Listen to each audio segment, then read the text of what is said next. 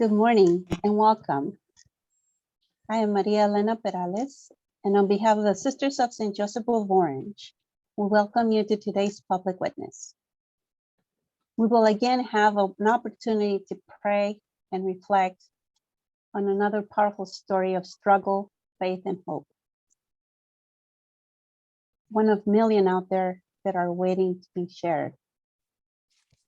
Let's remind ourselves that we are here in solidarity and to be in prayerful support for our refugees and brothers, our refugee brothers and sisters forced to flee their homes due to persecution, conflict, violence, and other life-threatening situations. We are here joined by a number of our partners. They are Sister Diane Haina, Sister of St. Joseph, Beverly Double D,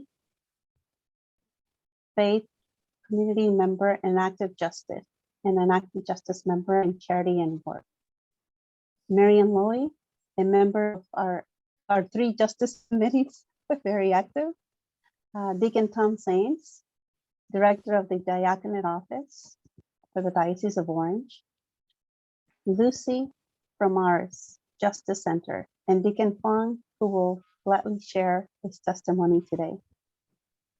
Let us begin by observing a moment of silence in solidarity with our millions of refugees who risk their lives every day to find new hope, to reunite with their families, or simply in search of economic opportunities to help them support their family who may have to remain behind in their homes due to certain circumstances. We now take some time to just be in peace with ourselves and our God.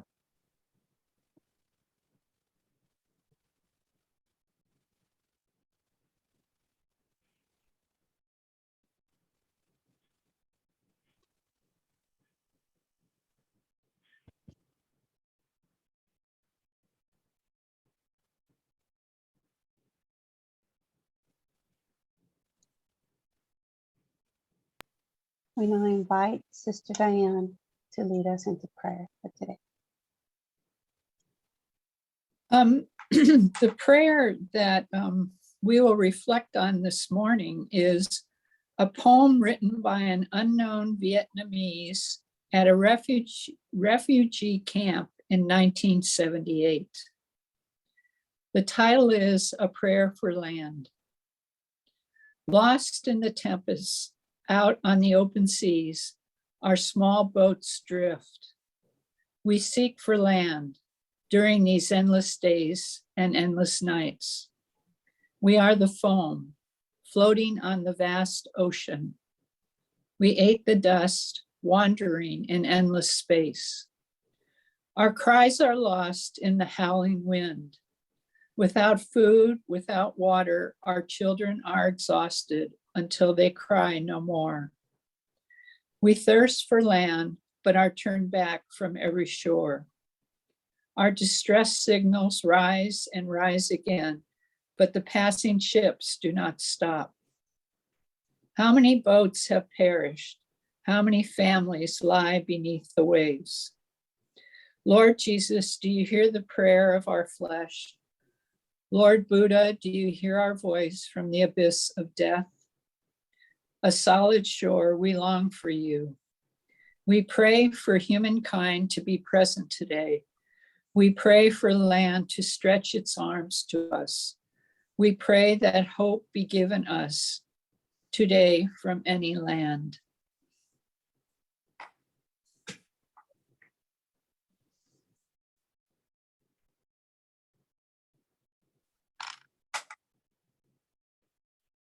Thank you, Sister Diane.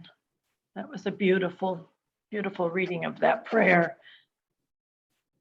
Today, Orange County is home to over 189,000 Vietnamese American residents. Despite the countless contributions that Vietnamese refugees have made to our community, their history remains largely unknown to many of us. This morning, we have the opportunity to hear one story of strength, faith, and hope. It is my pleasure to introduce Deacon Phong Nugyen. He escaped Vietnam in 1984 by boat and arrived in the United States 52 days later. He was displaced in refugee camps before resettling in the United States and was known as one of the boat people. He was ordained a deacon in the Diocese of Orange in October 2019 and currently serves at Blessed Sacrament Catholic Church. Deacon Phong and Tracy, his wife, are founders of Christian Service, a ministry that serves families in need. He embraces his heritage and refugee experience and is empathetic to the plight and struggle of other underrepresented communities. Thank you for joining us, Deacon Phong. We are anxious to hear from you. Thank you. Do I start now? Hello, everyone. Thank you for the introduction. Thank you for the prayer, Sister Dan, and it was beautiful. It kind of brings me back to my story. I was born and raised in Vietnam to a family, upper class family. My dad was the captain in the army, and my mom owned restaurants and clubs at the military base. So we had, good life until April 30th, 1975, when the communists took over the country, the fall of Saigon. They came and literally kicked us out of our own home, robbed our homes, cars, everything that we owned. We became literally homeless overnight.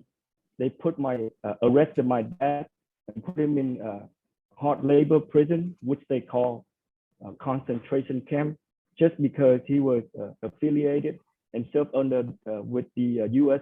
military, along with other people. So my mom had 4 children, and she was pregnant at the time.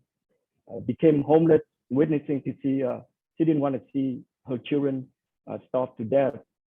So she actually took us to a high bridge and was gonna push us down and jump down herself, because she rather take that sin than to witness her kids starving to death. In a moment, she heard a woman's voice saying that, God just blessed you with everything, and with just a test that God's given in your life, don't hurt the children. And she believed that was the Blessed Mother.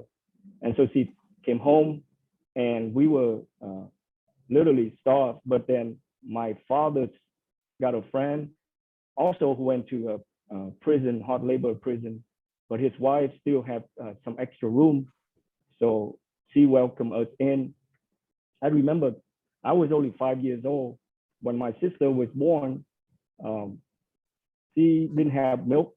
So what we did, my oldest sister washed the rice and then put a little sugar, and then, the water from the rice looked like milk. The baby doesn't know the difference.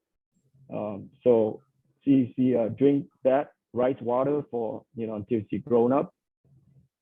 For us, I remember, as a 5 years old kid, I still remember, it's just something dramatic you would never forget. We ate rice and salt and pepper for 2 years straight. But my mom had 5 kids. She had to go work, and my oldest sister, who was maybe 11 or maybe 9, watching the other kids. And while my mom, go find a job to support, and then she would save up whatever she can so she can buy a little extra food to go travel far to go visit my dad in the hard labor prison. And those like big feats for my dad, even though it's nothing. 2 years later, we were having a dinner with a little improvement. We have a little meat and egg and rice and a little soup. And my mom said, we are eating good. Not great, but we're eating good. If your dad was home right now, it would be great. And all of a sudden, we heard a real loud bang at the door. And it was the later evening, and I was the one opened the door. and it was my dad.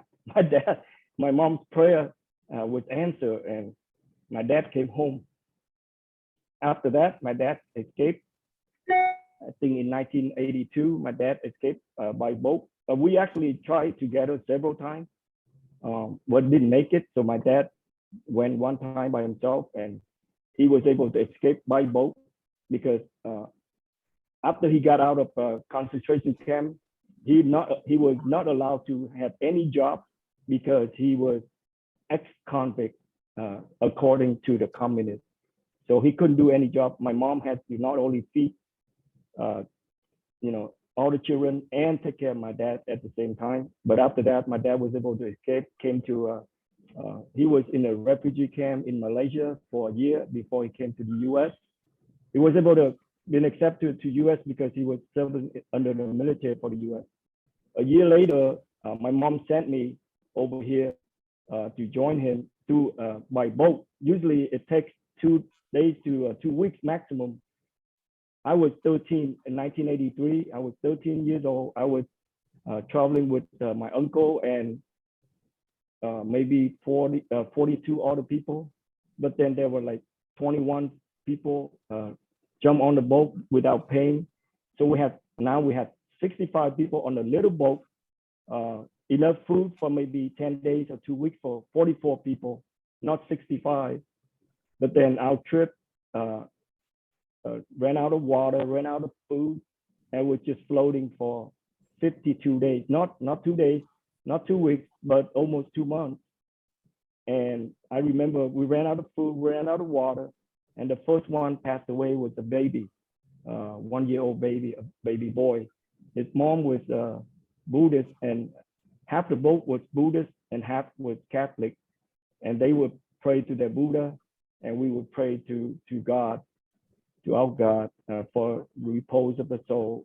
And then after that, we threw the first baby overboard, and one after another.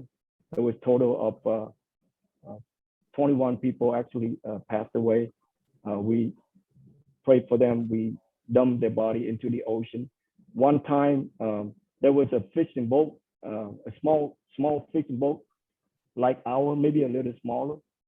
They were fishing with their flag and a floating ball, and our boat just floated to it, and we pick up their fish, and they came, they got mad, who stole their fish, and then they saw most of us 90% dead because of hungry, so they give us some food, and we did it 3 times. I remember there was one time I was so hungry, and I said, Lord, there was a bird flying around, small little bird. I said, I'm really hungry. If you can, I didn't even finish prayer, and the bird landed in my hand, and 3 other adults, since I was a little kid. So they say, here, you take a bite of the head. So I was able to eat the head raw, obviously. It was the best fish, a bird ever. There's other time that, and then when it ran out of water, God gave us rain. We were, people were taking raincoat and then put up some kind of bucket underneath to get water. And usually when it rains, it has big storm. Little boat in the ocean is like a sand on the ocean, very tiny. But then the storm knocked the little kid who was getting water with my uncle. He was just a stranger, one of the little kids, maybe 10 years old, who also jumped on the boat for a free ride. He fell off the boat, and my uncle, even though he was not related, a stranger, but he loved him like his own kid. He jumped down to trying to save him, and he drowned. I remember witnessing, as 13-year-old, witnessing him drowning because we didn't have any life vest, anything like that, and seeing both of them drown. Maybe because of his love, heroic, so God give us another chance. And there's time that we would see the wave would be maybe 10 building high, it's really high. And there's a lot of times we're like, this is it. And, we're done. It's going to sink. There's no way it's going to make it. But again, with a lot of prayers, God, I guess, have mercy on us. And give us another chance. So 3 times, the third time we were, you know, if you say stealing the fish from off the floating balls and flags, we get those fish, and the third boat came again. They thought, yeah, they were mad because we were stealing their fish, but then when they came, they saw us. At this time, one of the ladies' second son actually passed away. She got 2 sons and 2 nephews. One nephew died, 1 son died, and then the second son died. And we tossed him over the ocean during that boat came, you know, and they saw that they had, and they gave us whatever they had, bread, sandwich, water, and then they also gave us some oil to, you know, gasoline to fix. But then the boat was rusted with water for 50 days.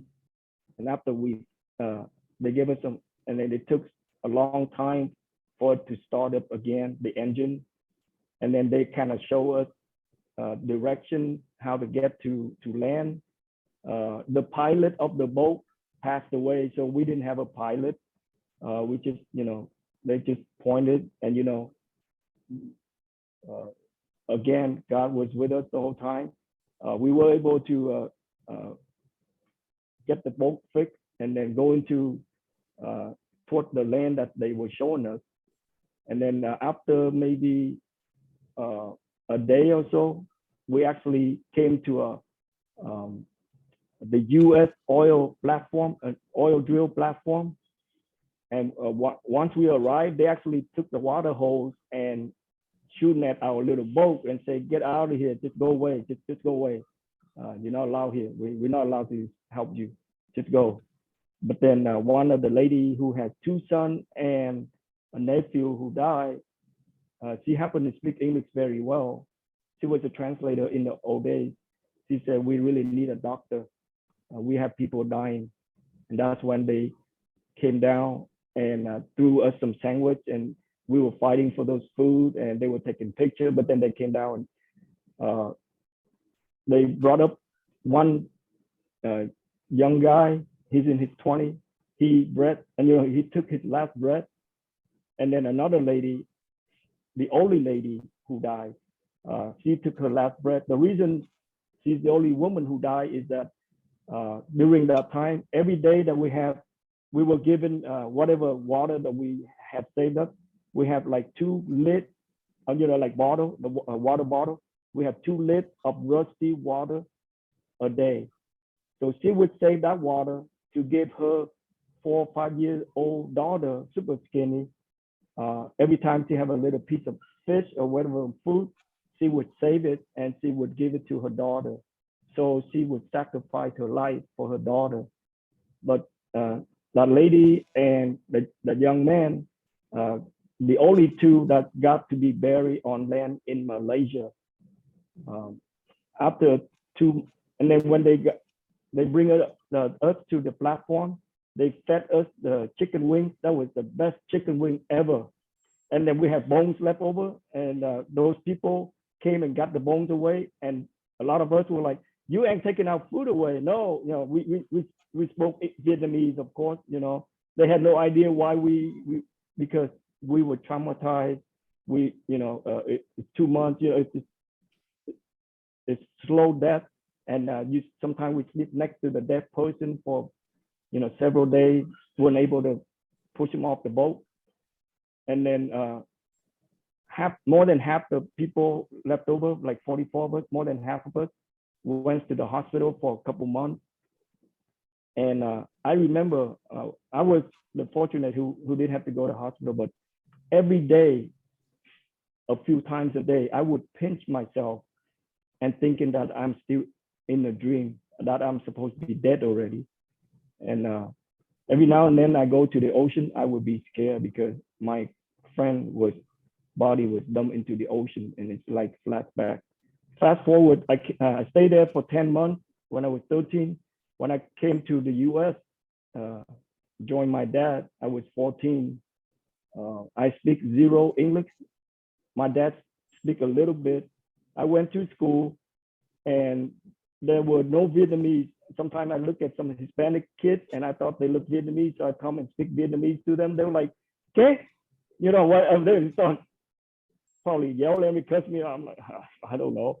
I got straight F except PE because I didn't speak any, you know, I remember teacher would say, Mr. Nguyen, do you know the answer? Yes, yes, with a smile. What's the answer? Yes, yes. Are you kidding me right now? Yes, yes. I don't know, you know, with the Vietnamese, you know, with a smile and shake your head with a yes, it's a polite. But they thought I was, you know, it was so hard. I was like, God, why do you allow me to live and make me suffer and humiliate all my friends? Are picking on me, or they bullying me. My teachers don't understand. They mad at me. Not that I didn't try. You know, I got straight up. And one time I was playing softball, and it said it touched the runner, he or she is out. So I pick up the ball and I threw it at her. I missed her head by a couple of inches. They were yelling at me, and I'm like, I only missed her by 2 inches. Why are you yelling at me? I didn't understand. I almost killed a girl. But yeah, it was so hard. I said, Lord, I thought about taking my own life, you know, but I didn't know how. You know, it was very stressful. My dad struggled to put food on the table. He struggled at work himself. He couldn't help me with my homework. And then after 9 months, it was summer. I went to California to visit my aunt, my uncle, my cousin, and I fell in love with California because they have Little Saigon over here. They have Vietnamese food. Everybody speaks Vietnamese. And I started 8th grade over there, and then I went over here to start 9th grade. And they have ESL program, English as a second language. I actually got straight A from freshman to senior year.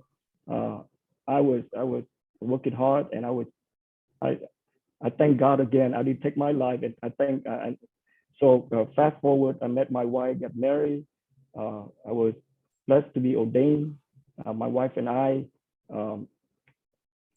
she was lucky that she didn't have to travel by boat. Her father sponsored her and her mom and family.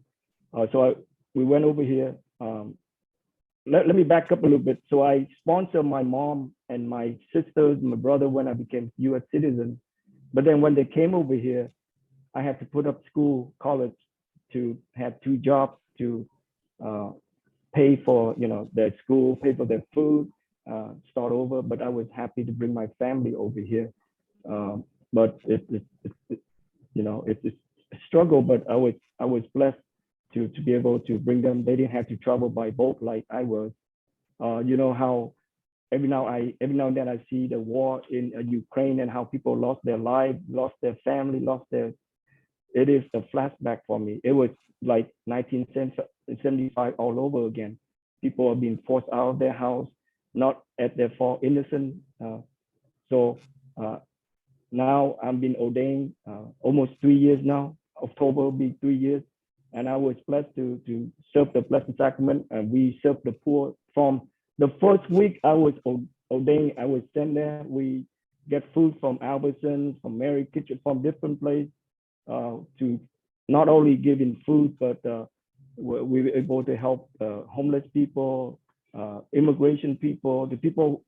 There's 2 brothers who came, and they were like, they speak Spanish, and I have translator. They walked across from their country. I forgot what country it was, but 22 days.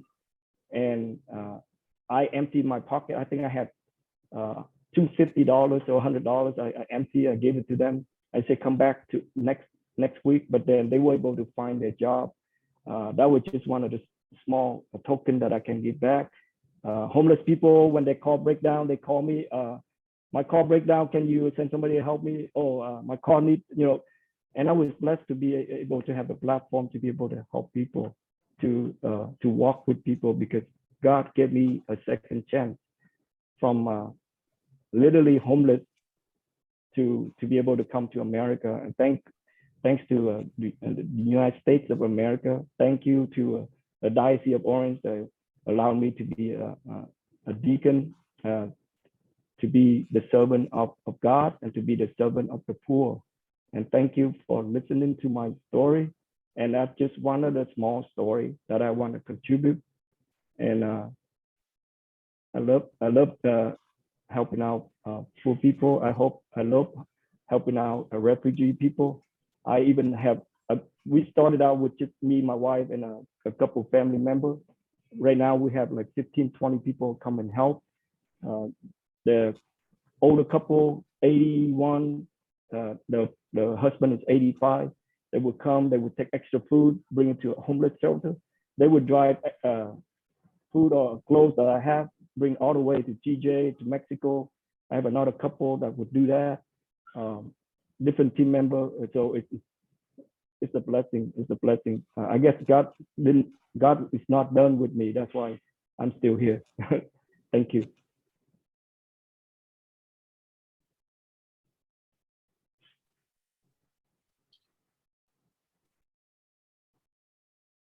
Deacon Phong, my brother, thank you for sharing your powerful story of resilience and hope with us today.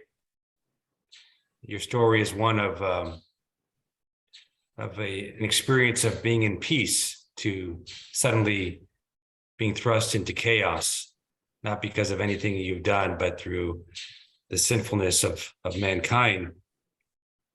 And unfortunately, it's one that we've seen throughout history, and we continue to see today. It's a story of trauma, of suffering, of oppression. You've experienced things that words can't really describe. Starvation and thirst. You've experienced death and traumatic things at a very young, tender age. You've experienced rejection, people rejecting your pleas for help. But all the while, we see that God was active and present in your life, saving you at multiple points on that bridge, on that boat when you were thirsty and when you were hungry, and providing for you when you needed it most, and bringing you to safety here in the US. And even as you have arrived, you were still not met with the love that one would hope that you would receive, a love that we're called to give. But all the while you've persevered, and you've become a wonderful man of faith, family man, a deacon, and even in the wounds that still exist, that still lie deep, they've helped you to become this wonderful servant, this wonderful person that you are to all of us. And we thank you for touching our hearts today and for inspiring us as we recall the people in Ukraine, as we recall the people in impoverished countries seeking a better life, who risk their lives to do what you have done. People who have died in a trailer recently, for example, in the heat, or have died in the desert seeking better lives for themselves. So we thank you for bringing this to our hearts and our minds through your powerful testimony, and may God continue to bless you as you continue to serve others and bring them from chaos into a state of peace. I now invite all of us to take a moment to reflect on what we've just heard and answer this question, perhaps in your own mind to begin. What is one word of encouragement or hope that you would have for Deacon Phong? And I invite you to think about that for just a moment here.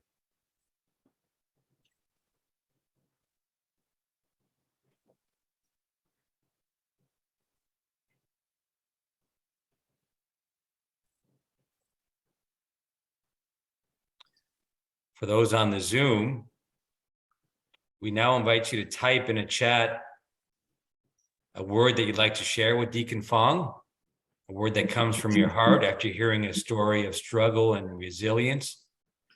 And if you prefer, you can unmute yourself and share that word out loud as well. So that invitation is now extended to you.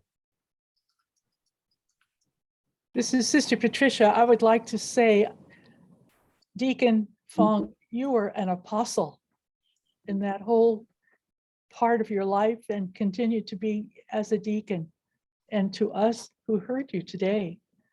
Thank you. Thank you. I'm Sister Kathleen. I would say one word is that of perseverance. is the one hope that you always can have, that God will answer your prayers if you persevere. Thank you for sharing.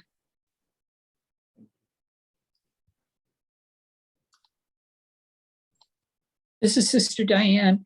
I see you as a witness for all of us, that you carry Christ in your heart, and challenge us to do the same. Thank you very much.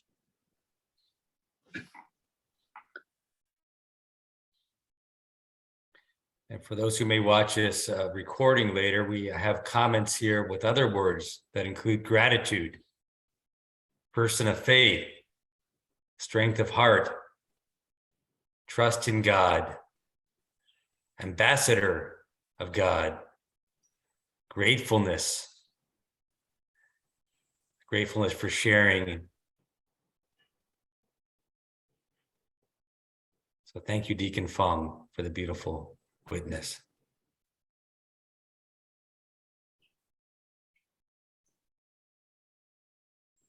As part of our action today, we suggest a few ways to be involved. Refugees and asylum seekers are mothers and fathers, daughters and sons.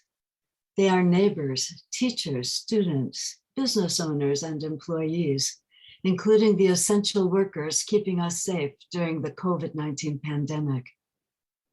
If you know of a refugee family in your neighborhood or community, approach them, acknowledge them, stop by to say hi, perhaps invite them over for coffee or tea, or possibly dinner. Visit them, bring them a dish, and say welcome. Visit this website and find more ways to welcome refugees.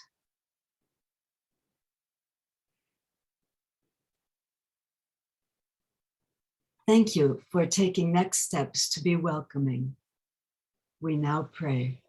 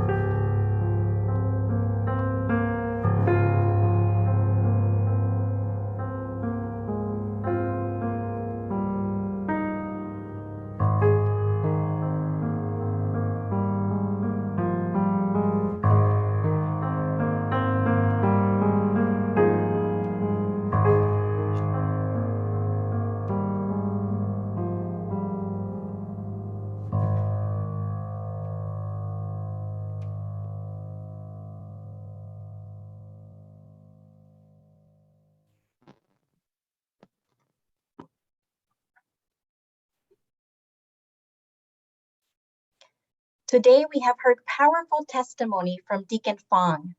We have prayed, reflected, and now we invite all of us to get involved and make action in support of our refugee brothers and sisters. Let us continue to come together and make our voices resound in support of all who have been displaced or forced to migrate, championing the sacredness and dignity of every human life. We thank you for joining us. Later today, you will receive an email with the link to today's recording, a copy of the prayer, information on the action, and the registration link to share with others. We now invite those who can stay for a few moments to join in community and say hi. We are grateful for the opportunity to gather and be with one another. Thank you for joining.